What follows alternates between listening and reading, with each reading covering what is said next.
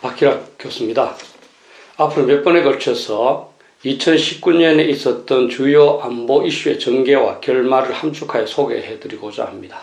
먼저 비핵화에 관한 결산입니다. 무엇보다 2019년은 2018년에 있었던 북한의 비핵화, 즉 북한의 핵무기 폐기에 대한 기대가 잘못되었다는 것을 깨달아간 시기였다고 할 수 있습니다. 2019년 2월 27일에서 28일 사이에 제2차 미북 정상회담이 베트남 하노이에서 열렸고, 여기에서 미국과 북한 간 입장 차이가 분명하게 드러나면서 회담이 결렬됨으로써 북한이 핵무기 폐기 의사가 없다는 것이 여실히 드러났기 때문입니다.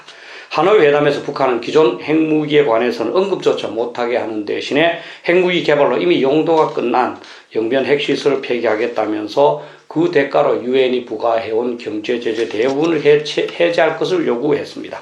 북한은 핵무기를 폐기하는 것이 아니라 핵 보유 상태에서 미국의 경제 제재를 해제함으로써 북한이 말하는 소위 핵 경제 병진 노선을 실현하겠다는 의도였습니다. 그 이후에 실무회담도 몇 번 시도되었으나 한 번은 결렬되는 등 중단되었습니다. 사실 북한은 애초부터 핵무기를 폐기할 생각이 아니었고 그것을 약속한 적도 없습니다. 북한이 2018년 4월 27일 완전한 비핵화를 약속했지만 이것은 비핵화가 무엇인가를 정리하지 않은 채 합의한 것이라서 애매한 것이 사실이었습니다. 실제로 당시 북한은 2018년 4월 20일 노동당 전원회의를 통하여 핵 경제 병진 노선을 강조하였습니다. 우리 한국 정부만 북한의 핵 경제 병진 노선을 핵무기를 폐기하면서 경제에만 치중하는 것으로 왜곡 해석하였을 뿐입니다. 2019년에는 2018년에 가졌던 이러한 환상이 서서히 현실로 드러난 기간이었습니다. 현실은 회피한다고 해서 달라지지 않는다는 것을 2019년이 가르쳐줬다고 할 수 있습니다. 2018년에 있었던 현 정부의 착각과 오류, 즉 보고 싶은 것만 보는 확증 편향이 얼마나 잘못되었는지 2019년을 통하여 어느 정도 드러났다고 할 수 있습니다.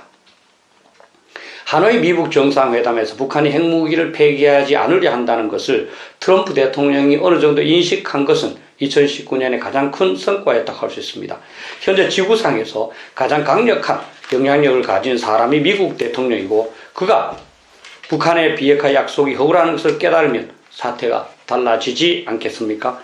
2018년 동안에는 미국의 조야는 물론이고 한국의 우파 인사들이 북한이 절대로 핵무기를 포기하지 않을 것이라고 해도 트럼프 대통령은 믿지 않는 듯 했기 때문입니다.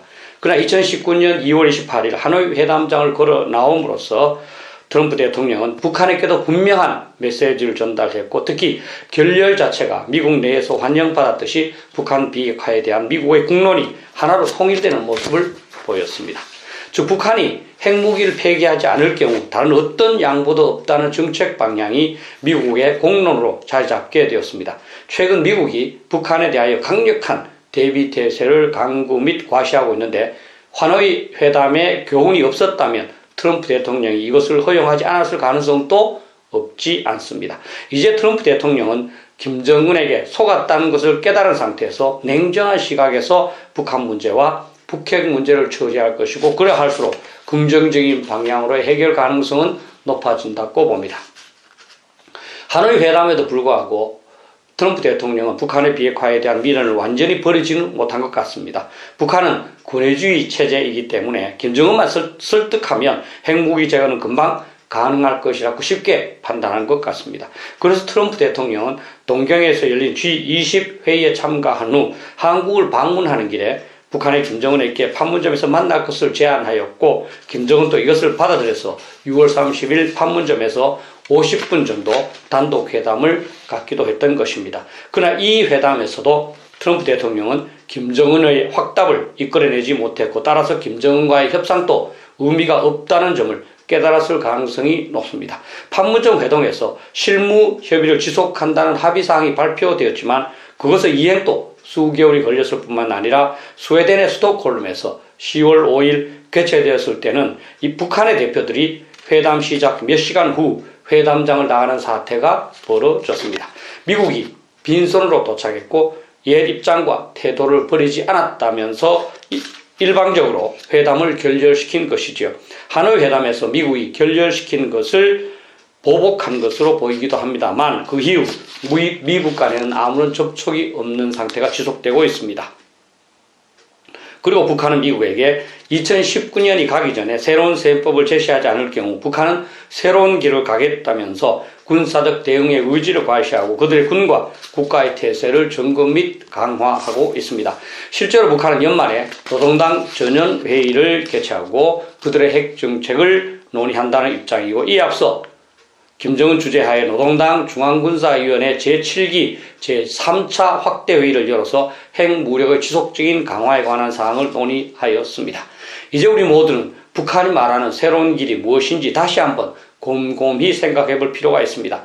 김정은은 2019년 10년사에서 미국이 제재와 압박을 계속할 경우 부득불 나라의 자주권과 국가의 최고 이익을 수호하고 조선반도의 평화와 안정을 이룩하기 위한 새로운 길을 모색할 수밖에 없다고 하였고, 2019년 4월 11일 최고인민회의 연설을 통하여 미국이 연말까지 새로운 셈법을 제시하지 않으면 북한은 새로운 길을 가야 한다면서 새로운 길의 시한을 연말로 한정했습니다. 북한이 말한 새로운 길이 무엇일지 정확하게 알 수는 없지만 가볍게 볼 사안은 아니라고 봅니다. 한국의 운명을 좌우할 수도 있는 중대한 위협이 시작될 수도 있기 때문입니다. 우선 북한이 수차례 미사일 엔진 시험을 실시하고 동창리 미사일 발사대를 활용하기 위한 다소간의 변화와 움직임을 보이고 있다는 것으로 봐서 ICBM, 즉 대륙간 탄도탄을 발사할 가능성이 높게 예상되고 있습니다. 미국의 언론에서는 북한이 대륙간 탄도탄을 태평양 상공에서 폭파시킬 가능성을 추측하기도 했습니다. 그러나 저는 북한의 새로운 길이 여기에서 끝나지는 않을 것이라고 봅니다. 북한의 최고 지도자인 김정은이 2019년 신년사를 통하여 언급하였고, 노동당 중앙군사위원회를 개최하였고 노동당 전원회의까지 개최한다는 점에서 상당한 파급 효과를 갖는 정책이 채택될 가능성이 높다고 봅니다. 기본적으로 북한은 자신이 핵 보유국임을 선언하면서 미국과의 비핵화 협상을 끝내겠다고 선언할 가능성이 높고, 특히 과거의 무력 대남척화 전략을 실행하겠다고 천명할 가능성도 배제할 수는 없습니다. 북한은 남한을 자신의 주도로 통일해야 자신에 대한 위협이 궁극적으로 해소된다고 생각하기 때문입니다. 나아가 북한이 이러한 내용을 선언하는 데서 그치는 것이 아니라 한국에 대한 다양한 협박과 도발을 감행할 가능성도 배제할 수 없습니다. 북한이 한국을 핵무기로 공격할 수 있다고 협박하기만 해도 한국의 무역은 붕괴되고 외국인의 탈출 러시가 나타날 것입니다. 북한은 핵무기 증강으로 남한은 마음껏 협박할 수 있다고 생각할 것이고, 따라서 남한에 대한 다양한 도발을 준비할 것이라고 생각합니다. 여기에 그치지 않고 북한은 한국에 대한 군사적 위협과 동시에 또는 다소간의 시간이 흐른 다음에 한국 정부에게 연방제 통일 방안을 수용하라고 최후 통첩을 보낼 수도 있습니다. 남한이 북한의 요구를 수용하지 않을 경우 핵무기로 한국의 도시를 공격하거나 군사적 기습으로 공격할 것이라고 협박하는 겁니다. 나아가 북한은 한국에 있는 주한미군 기지를 핵무기로 공격할 수 있다고 위협하면서 미군의 철수를 강요할 수도 있습니다. 더욱 극단적이라면 북한은 핵 위협 하에서 기습적으로 서울을 공격하여 점령하고자 시도할 수 있습니다. 따라서 2020년은 2019년에 비해서 더욱 엄중한 상황이 될 수밖에 없습니다. 2019년은 2018년에 있었던 남북 및 북핵 문제에 대한 낙관론에서 벗어나 현실을 인식하는 시기였으면서 동시에 북한의 핵무기 증강을 허용하여 북한의 핵 보유국 위치를 더욱 공고하게 만들어준 해이고, 2020년에는 그 실수의 후과를 대한민국이 받아야 하는 시기라고 볼 수 있습니다. 북한의 비핵화와 관련하여 주목할 필요가 있는 중요한 사항은 북한의 단거리 미사일 발사입니다. 북한은 5월부터 시작하여 11월까지 13회에 걸쳐 27발의 단거리 미사일을 시험 발사함으로써 남한에 대한 그들의 공격 능력을 과시하였습니다. 이들 미사일들은 모두 한반도로 사정거리를 한 것으로서 그 중에는 러시아의 이스칸데르 미사일을 모방하여 마지막 비행 단계에서 불규칙 비행을 함으로써 요격 미사일에 대한 요격을 걱정할 필요가 없는 미사일도 있었고, 지상 표적에 대한 미사일을 통한 집중 공격을 위한 전술 미사일 시험도 있었으며 400mm의 방사포는 물론이고 600mm의 방사포를 시험함으로써 방사포를 통하여 저각 비행으로 남한의 표적을 집중적으로 공격할 수 있는 능력도 시험하였습니다. 특히 600mm의 경우 직경이 60cm라는 점에서 핵탄두 탑재 가능성까지도 걱정할 않을 수 없습니다. 이러한 미사일에 북한이 핵탄두를 장착하여 한국을 협박할 경우 한국은 속수무책일 것이고 따라서 협박에 굴복해야 할 가능성이 큽니다. 그럼에도 불구하고 2019년을 보내면서 드러난 가장 심각한 문제는 현 정부가 아직도 북한의 비핵화에 대한 미련에 포로가 되어 있다는 겁니다. 북한이 현재처럼 일부 고집은 피우더라도 결국은 핵무기를 포기할 것이라고 낙관적으로 생각하는 것입니다. 청와대 내에 이러한 낙관론에 대한 강력한 집단 사고가 존재하는 것 같아서 정말 안타깝습니다. 그래서 현 정부는 북한이 핵무기를 사용하거나 핵무기 사용으로 협박하여 연방제 통일을 수용하라고 하거나 북핵 위협하에 수도권에 대한 기습 공격을 가하여 점령한다 등의 시나리오는 거의 생각하지 않는 것 같습니다. 북한은 핵 보유국이 되면서 그것을 공식화해 나가고 있고 그런 이후에 남한에 대한 다양한 협박과 위협을 감행할 가능성이 높은데 대통령은 침묵하기만 하고 정부의 관리들은 낙관론을 펴면서 태평입니다. 북한의 핵무기가 사용될 경우 그로부터 국가와 국민을 어떻게 지키겠다는 보관은 전혀 제시하지 못하고 있습니다. 이러한 점에서 2019년은 지금까지 중에서 북핵 위협과 한국의 대비태세에 간 간격이 가장 크게 벌어진 해라고 할 수 있습니다. 북한은 현재 최소 25개의 수소폭탄급 핵무기를 보유하고 있고 2019년 이를 탑재하여 한국을 공격할 다양한 첨단 단거리 미사일을 개발하였는데 2019년에 한국이 대비하고 있는 사항은 거의 없기 때문입니다. F-35A 스텔스기가 13대 확보되었고 첨단 무기인 정찰기인 글로벌 호크도 도입되었습니다만 이것으로는 북핵 대응 능력의 일부를 향상시켰을 뿐입니다. 그리고 이것들은 이전 정부가 계획했다는 것이 시간이 지나 집행된 겁니다. 어찌되었든 북한의 핵무력 증강으로 2019년 핵위협과 한국의 대비태세에 관해는 심각한 격차가 발생하였고 그 결과로 한국은 북한의 핵위협에 인질이 될 가능성이 높습니다. 이렇게 상황이 워낙 엄중하기 때문에 어느 송년 모임에서 제가 존경하는 원로학자는 국가의 패망을 걱정했고 현 상황이 임진왜란, 정모병자호란, 한일합방, 6.25 전쟁 때의 상황과 유사하다고 지적하는 사람이 적지 않습니다.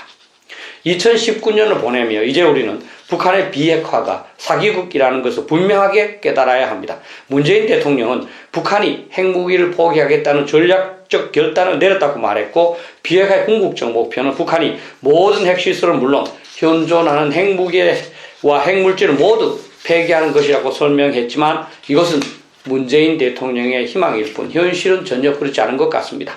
북한은 자신들이 싱가포르 회담에서 합의한 것은 조선반도 비핵화였다면서 이것은 미국의 핵우산과 이의 인계철선으로 한국에 주둔하고 있는 주한미군을 철수시키는 것이라고 주장하고 있습니다. 북한은 비핵화라는 애매한 용어를 사용하여 남한과 미국을 속였고 애초부터 핵무기를 포기할 생각은 없었습니다. 언제 북한이 그들의 핵무기로 남한을 협박할지 모르는 불안한 상황이 2020년일 것이라고 생각합니다. 그럼에도 불구하고 2019년의 경험을 통하여 북한의 비핵화 약속이 분명한 사기극이었다는 것을 온 국민이 공감하기만 한다면 2018년이 완전히 나쁘기만 한 해는 아니었을 수 있다고 봅니다. 2019년에 비해서 2020년이 더욱 힘든 한 해일 가능성이 높고 애국 시민들이 더욱 힘들게 노력해야 할 한 해일 것 같아서 죄송할 따름입니다. 감사합니다. Jingle bells, jingle bells, jingle all